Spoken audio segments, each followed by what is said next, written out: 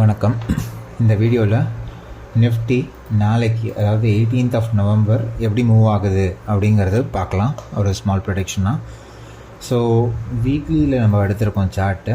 வீக்லியில் market வந்து slightly புல்லிஷாக தான் movement இருக்குது.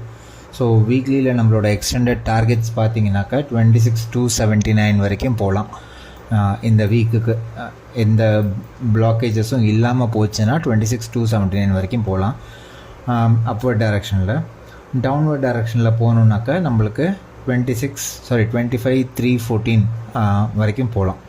இது ஸ்விங் ட்ரேடிங் பண்ணுறவங்களுக்கு. ஸோ டே சார்ட்டில் பார்த்தாக்கா டே சார்ட்லேயும் மார்க்கெட் வந்து சேஞ்ச் ஆஃப் டவுன்வர்ட் ட்ரெண்டில் இருந்தது அப் ட்ரெண்டுக்கு மாறி ஒரு கன்சாலிடேஷன் ஃபேஸஸில் தான் ஓடிட்டுருக்கு. அவ்வளோ பெரிய லெவலில் ஒன் சைடட் மொமெண்டம் இன்னும் வரல. ஸோ கடைசியாக இருந்த டவுன்வர்ட் ட்ரெண்ட் முடிச்சுட்டு இப்போது மார்க்கெட் கொஞ்சம் நல்லாவே அப் ட்ரெண்டில் தான் ஓடிட்டுருக்கு. 4 hours சார்ட்லேயும் மார்க்கெட் வந்து புல்லிஷாக தான் போயிட்டுருக்கு. சேஞ்ச் ஆஃப் கேரக்டர் கொடுத்துட்டு பிரேக் ஆஃப் ஸ்ட்ரக்சர் கொடுத்துட்டு ஒரு bullish to consolidation plus top side ரேஞ்சுக்கு தான் வந்துட்டுருக்கு இப்போது. ஸோ 1 hour சார்ட்டில் நான் வந்து கொஞ்சம் டிமாண்ட்ஸ் அண்ட் சப்ளைஸ் வரைஞ்சிருக்கேன்.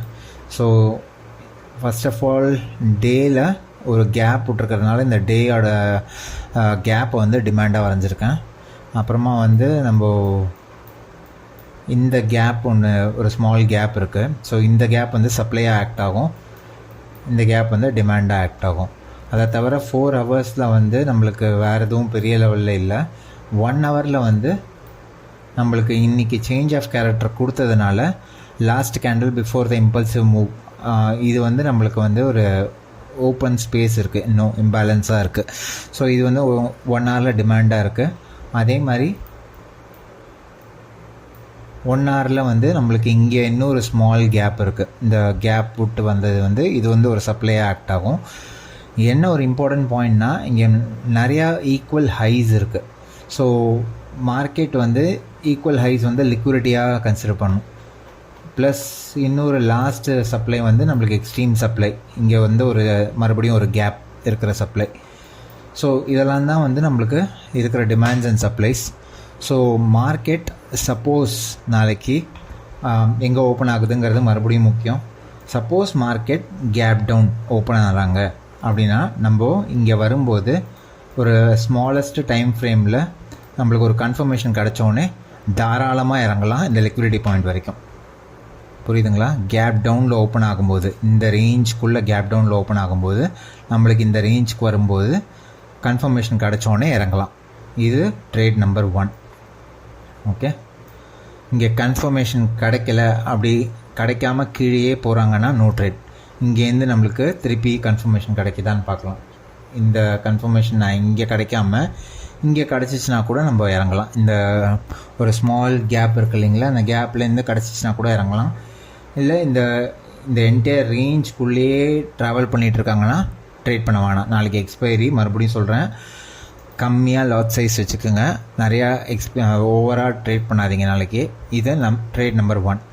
கேப் டவுனில் ஓப்பன் ஆச்சுன்னா நம்மளுக்கு மார்க்கெட் அப் ட்ரெண்டில் ரெஸ்யூம் ஆகிறதுக்கான சான்சஸ் நிறையா இருக்குது. ஓகே, ஸோ ரெண்டாவது கேஸ், நாளைக்கு மார்க்கெட் ஃப்ளாட்டாக ஓப்பன் ஆகிறாங்க அப்படின்னா, ஃப்ளாட்டாக ஓப்பன் ஆகிட்டு மார்க்கெட்டு இந்த ரேஞ்சுக்குள்ளேயே சுற்றிக்கிட்டு இருக்காங்க.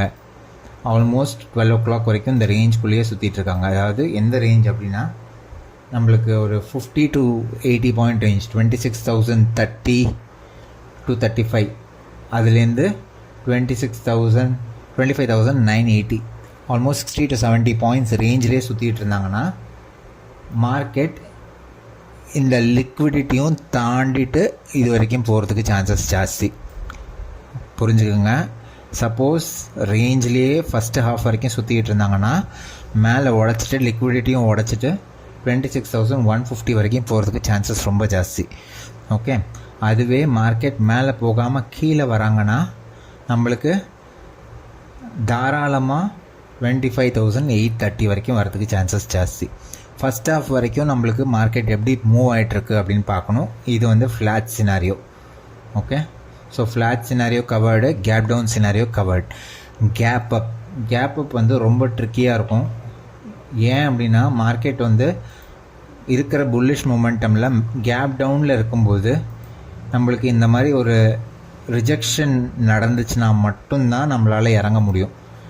ரிஜெக்ஷன் நடக்கலை அப்படின்னா, ஏன்னா பல டிமாண்ட்ஸ் இருக்குது. இன்றைக்கி கேப் அப்பில் ஓப்பன் ஆனால் இன்றைக்கோட க்ளோசிங் கேண்டிலே வந்து நம்மளுக்கு டிமாண்ட் ஆக்ட் ஆகும். ப்ளஸ் மேலே போகிறதுக்கான சான்சஸும் ஜாஸ்தி. இந்த சப்ளையை உடச்சிட்டாங்க, இதுதான் லாஸ்ட் இருக்கிற சப்ளை. ஸோ 26,200க்கு மேலே போனாங்கன்னா நம்மளுக்கு 26,278 வரைக்கும் தெர் ஆர் நோ பிளாக்கேஜஸே கிடையாது, ஈஸியாக மூவ் ஆகிடும். ஸோ கேப் அப்பில் இருக்கும்போது அவாய்ட் பண்ணுறது பெஸ்ட்டு. ஸோ ஃப்ளாட்டாக இருந்துச்சுன்னா ஃபஸ்ட்டு ஹாஃப் அன் ஹவர் எப்படி ஃபஸ்ட்டு 4 hours மார்க்கெட் ஒரு ரேஞ்சில் இருந்துச்சுன்னா செகண்ட் ஹாஃபில் நல்ல மொமெண்டம் இருக்கும். 12 o'clock வரைக்கும் ஒரு ரேஞ்சில் இருந்துச்சுன்னா 12 o'clock மேலே வந்து நல்ல மொமெண்டம் கிடைக்கும். கேப் டவுனில் இருந்துச்சுன்னா நம்மளுக்கு ஃபேவரபுளாக இருக்கும். கேப் அப்பாக இருந்துச்சுன்னா கம்ப்ளீட்டாக அவாய்ட் பண்ணிடலாம். வீடியோ பிடிச்சிருந்துச்சுன்னா லைக் பண்ணுங்கள், கமெண்ட் பண்ணுங்கள், ஷேர் பண்ணுங்கள்.